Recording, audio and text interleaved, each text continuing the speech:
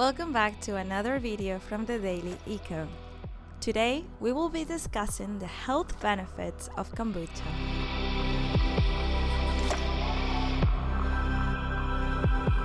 Properties of kombucha. It's important to note that the chemical and biological composition of kombucha can vary based on factors such as preparation conditions, fermentation time, tea leaves used, sugar content, and storage temperature. However, in general terms, kombucha offers three significant properties.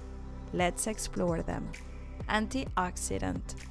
Kombucha contains antioxidants like polyphenols, lutein, beta-carotene, lycopene, and vitamin C.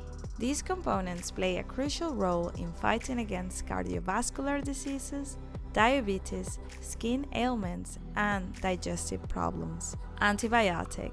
The formation of various acids, especially acetic acid, during chemical reactions gives kombucha preservative and antimicrobial properties.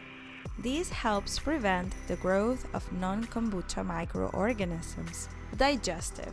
Kombucha supports the regulation and balance of the intestinal microbiota, promoting better digestion and reducing inflammation.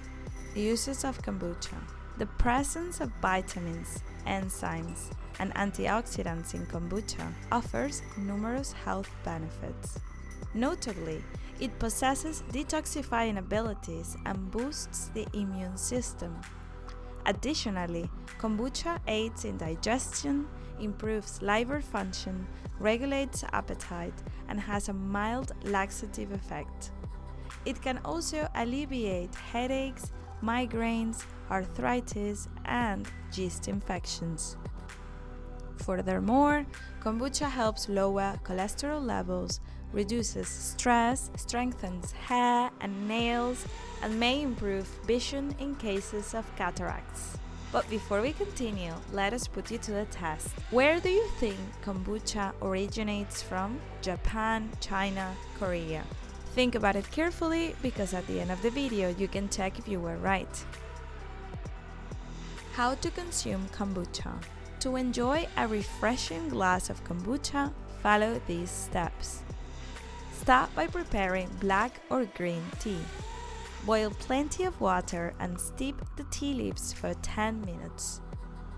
Once that's done, remove the infusion from heat and add sugar. Allow it to cool with a recommended amount of 50 grams of sugar per liter. Once the tea is ready, transfer it to a clean jar along with pre-prepared kombucha cultures. Cover the jar with a cloth and let it ferment at room temperature for 10 days. During this period, you will notice the growth of microorganisms forming a layer on top of the tea.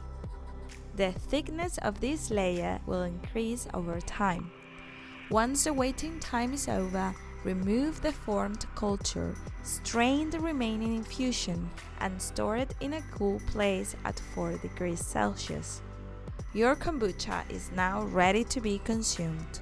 Remember not to discard the culture you removed. Save it with a little fermented tea as it will be essential for future preparations.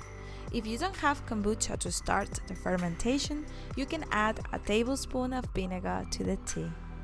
Contraindications. It's important to note a few contraindications when it comes to consuming kombucha.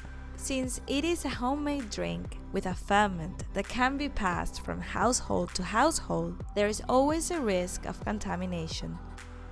To mitigate this risk, it's crucial to sterilize the environment and the materials used during preparation. Additionally, due to its acidity, kombucha may cause gastrointestinal disorders.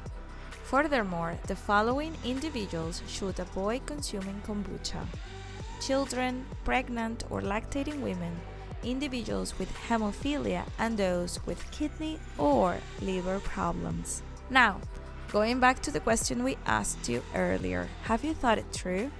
The correct answer is B. Kombucha is a traditional drink that originated in China. Over time, it has spread to Japan, Korea, Russia, Europe, and eventually the rest of the world.